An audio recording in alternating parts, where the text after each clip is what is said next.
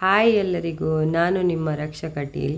ಇವತ್ತೊಂದು ಮಂಗಳೂರಿನ ಸ್ಪೆಷಲ್ ರೆಸಿಪಿಯೊಂದಿಗೆ ನಿಮ್ಮೊಂದಿಗಿದ್ದೇನೆ. ಬಂಗುಡೆ ಪುಳಿಮುಂಚಿ ಮಾಡುವ ಹೇಗೆ ಅಂತ ನೋಡುವ ಬನ್ನಿ.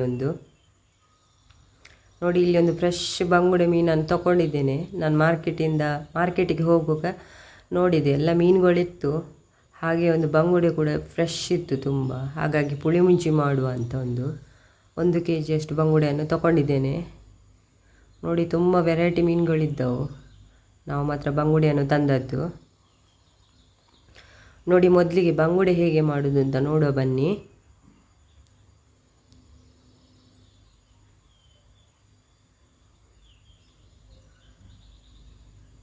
ನೋಡಿ, ಬದಿದ್ದೆಲ್ಲ ಮುಳ್ಳನ್ನು ತೆಗೆದು, ಇದು ಅಷ್ಟೇನು ಕಷ್ಟ ಇಲ್ಲ ಬಂಗುಡೆ ಮೀನು ಮಾಡಲಿಕ್ಕೆ. ತುಂಬ ಕ್ಲೀನ್ ಕೂಡ ಐತೆ. ಇದು ಫ್ರೆಶ್ ಆಗಿರೋದ್ರಿಂದ ಮಾಡಲಿಕ್ಕೆ ಏನು ಕಷ್ಟ ಆಗೋದಿಲ್ಲ. ನೋಡಿ, ಈ ರೀತಿ ಮಾಡ್ತಿದ್ದೇನೆ.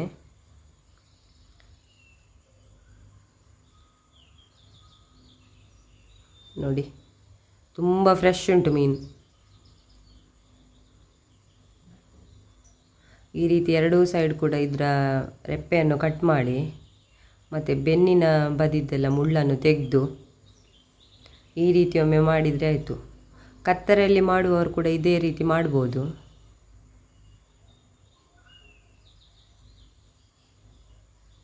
ನೋಡಿ, ಮತ್ತು ಈ ರೀತಿ ತೆಗಿಬೇಕೆಲ್ಲವನ್ನು ಕೂಡ.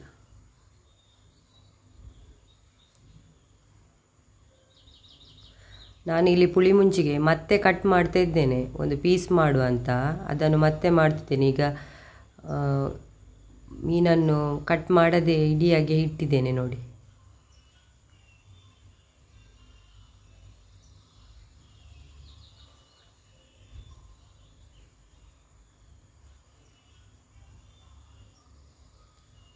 ಯಾವಾಗಲೂ ಒಂದೇ ರೀತಿ ಮಾಡೋದ್ರಿಂದ ಗ್ರೇವಿ ಟೈಪು, ಈ ರೀತಿ ಪುಳಿಮುಂಚಿ ಕೂಡ ಮಾಡಿದರೆ ಕೂಡ ಟೇಸ್ಟ್ ಡಿಫ್ರೆಂಟ್ ಆಗಿರ್ತದೆ.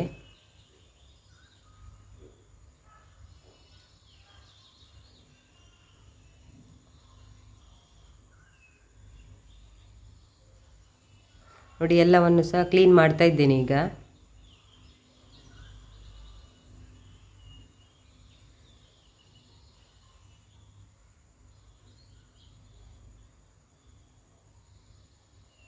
ಬೇಗ ಆಗ್ತದೆ, ಇದು ತುಂಬ ಈಸಿಯಲ್ಲಿ ಆಗ್ತದೆ. ನೋಡಿ, ಪಕ್ಕ ಆಗ್ತದೆ.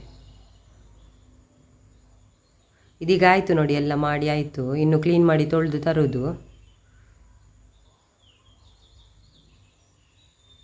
ಈಗ ಮೊದಲಿಗೆ ಒಂದು ಪ್ಯಾನ್ ಇಟ್ಟು ಅದಕ್ಕೆ ಸ್ವಲ್ಪ ಎಣ್ಣೆ ಹಾಕ್ತಿದ್ದೇನೆ, ಮಸಾಲೆಯನ್ನು ಹುರಿಯುವ ಅಂತ. ನಾನು 15ರಿಂದ 20 ಮೆಣಸನ್ನು ತಗೊಂಡಿದ್ದೇನೆ. ಇದನ್ನು ಸರಿಯಾಗಿ ಹುರಿಬೇಕು ಎಣ್ಣೆಯಲ್ಲಿ.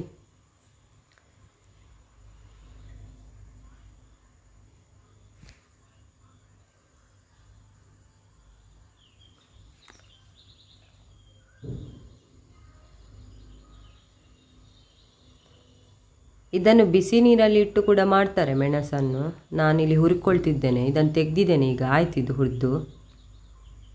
ನೋಡಿ, ಇದಕ್ಕೆ ಸ್ಪೈಸಸ್ ಎಲ್ಲ ಹಾಕುವ ಮಸಾಲೆ ಪದಾರ್ಥಗಳನ್ನು. ಒಂದು 2 ಸ್ಪೂನಷ್ಟು ಕೊತ್ತಂಬರಿ,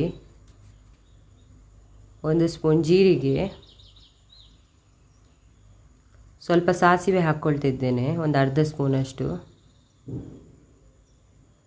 ನಂತರ ಒಂದು 5 ಎಸಳು ಬೆಳ್ಳುಳ್ಳಿ,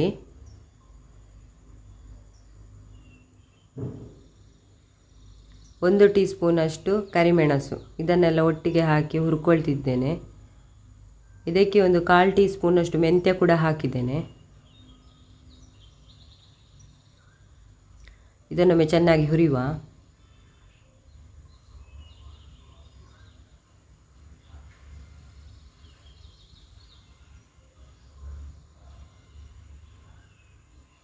ನಾನಿಲ್ಲಿ ತೆಂಗಿನಕಾಯಿ ಹಾಕ್ತಾ ಇಲ್ಲ ಇದಕ್ಕೆ. ಇಷ್ಟೇ ಮಸಾಲೆ ಪದಾರ್ಥಗಳನ್ನು ಹಾಕಿ, ಸ್ವಲ್ಪವೂ ಕೂಡ ತೆಂಗಿನಕಾಯಿ ಸೇರಿಸಲಿಲ್ಲ. ಕೆಲವರು ಸ್ವಲ್ಪ ಸೇರಿಸ್ಕೊಳ್ತಾ ಇದ್ದಾರೆ. ನೋಡಿ, ಒಂದು ದೊಡ್ಡ ಲಿಂಬೆ ಹಣ್ಣಿನ ಗಾತ್ರದಷ್ಟು ಒಂದು ಹುಣಸೆ ಹುಳಿಯನ್ನು ಸಹ ತಗೊಂಡಿದ್ದೇನೆ. ಇದನ್ನೆಲ್ಲ ಗ್ರೈಂಡ್ ಮಾಡಿ ತರುವ ಈಗ, ಫೈನ್ ಪೇಸ್ಟ್ ಮಾಡಿ.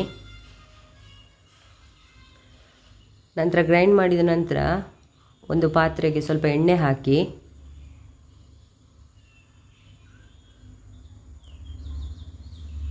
ಇದಕ್ಕೆ ಒಂದು ದೊಡ್ಡ ನೀರುಳ್ಳಿಯನ್ನು ಕಟ್ ಮಾಡಿ ಹಾಕ್ತಿದ್ದೇನೆ. ಸ್ವಲ್ಪ ಫ್ರೈ ಆಗಲಿದ್ದು.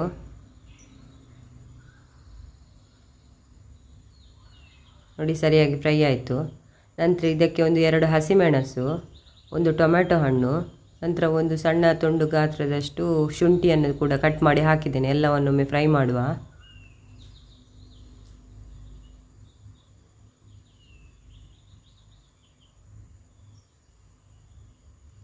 ಅರಶಿನ ನಾನು ಆಗಲೇ ಹಾಕಿಕೊಂಡಿದ್ದೇನೆ ಗ್ರೈಂಡ್ ಮಾಡುವಾಗ. ನಂತರ ಈಗ ಗ್ರೈಂಡ್ ಮಾಡಿ ತಂದ ಮಸಾಲೆಯನ್ನು ಕೂಡ ಇದಕ್ಕೆ ಸೇರಿಸ್ತಾ ಇದ್ದೇನೆ.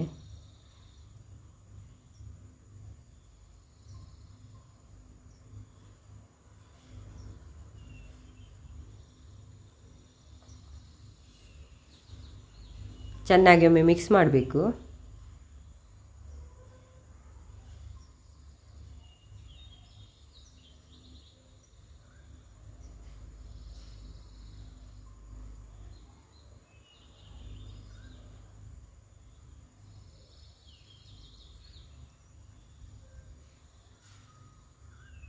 ನೋಡಿ ಈಗ ಎಷ್ಟು ಬೇಕೋ ಅಷ್ಟು ನೀರನ್ನು ಸ್ವಲ್ಪ ಹಾಕಿಕೊಳ್ಬೇಕು. ಇದಕ್ಕೆ ಸ್ವಲ್ಪ ಕುದಿದ ನಂತರ ಹಾಕುವ. ನೋಡಿ ಫಸ್ಟ್ ಒಮ್ಮೆ ಒಂದು ಕುದಿ ಬರಬೇಕು, ಆ ನಂತರ ಸ್ವಲ್ಪ ನೀರು ಸೇರಿಸಬೇಕು.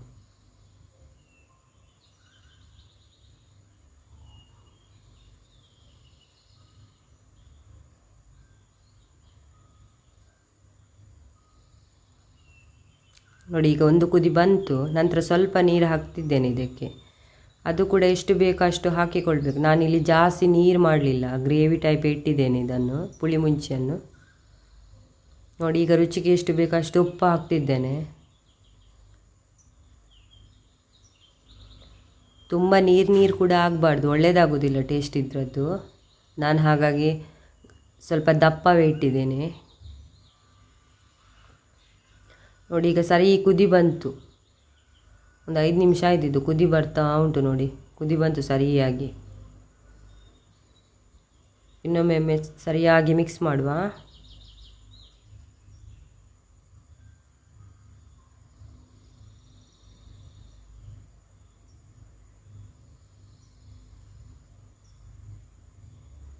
ಈಗ ಕಟ್ ಮಾಡಿ ಇಟ್ಕೊಂಡಿದ್ದಂತಹ ಮೀನನ್ನು ಹಾಕ್ತಾ ಇದ್ದೇನೆ. ಎಲ್ಲವನ್ನು ಕೂಡ ಹಾಕಬೇಕು ಹೀಗೆ. ಯಾರೆಲ್ಲ ನನ್ನ ಚಾನಲನ್ನು ಹೊಸತಾಗಿ ನೋಡ್ತಿದ್ದೀರಾ ದಯವಿಟ್ಟೊಂದು ಸಬ್ಸ್ಕ್ರೈಬ್ ಮಾಡಿ, ಹಾಗೆ ಲೈಕ್, ಶೇರ್ ಮತ್ತೊಂದು ಕಮೆಂಟನ್ನು ಮಾಡಿ ನಮಗೆ ಸಪೋರ್ಟ್ ಮಾಡಿ ಅಂತ ಕೇಳ್ಕೊಳ್ತಿದ್ದೇನೆ ನಿಮ್ಮಲ್ಲಿ.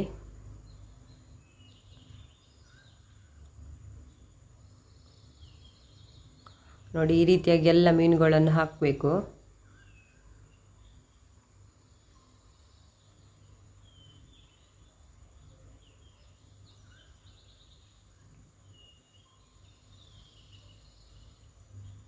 ಇದೊಮ್ಮೆ ಸರಿಯಾಗಿ ಕುದಿ ಬರಬೇಕು.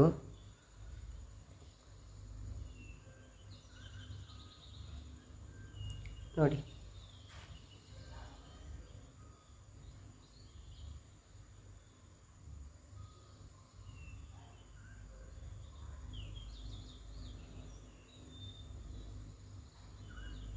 ನೋಡಿ ಇದೀಗ ಆಯಿತು ಕುದಿ ಬಂದು.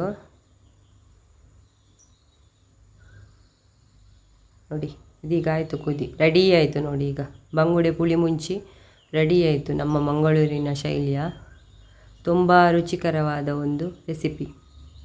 ಯಾರಿಗೆ ಕೂಡ ಮಾಡ್ಬೋದು ಇದನ್ನು. ನೀರು ದೋಸೆಗೆ, ರೊಟ್ಟಿಗೆ, ಯಾವುದಕ್ಕೆ ಕೂಡ ಬಳಸ್ಬೋದು ಇದನ್ನು. ತುಂಬ ಟೇಸ್ಟಿಯಾಗಿ ಬರ್ತದೆ. ನೀವು ಕೂಡ ಒಮ್ಮೆ ಟ್ರೈ ಮಾಡಿ, ಹೀಗೆ ಒಳ್ಳೆ ರೀತಿಯಲ್ಲಿ ಮಾಡಿ ತಿನ್ನಿ ಅಂತ ಕೇಳ್ಕೊಳ್ತಿದ್ದೆ ನಿಮ್ಮಲ್ಲಿ.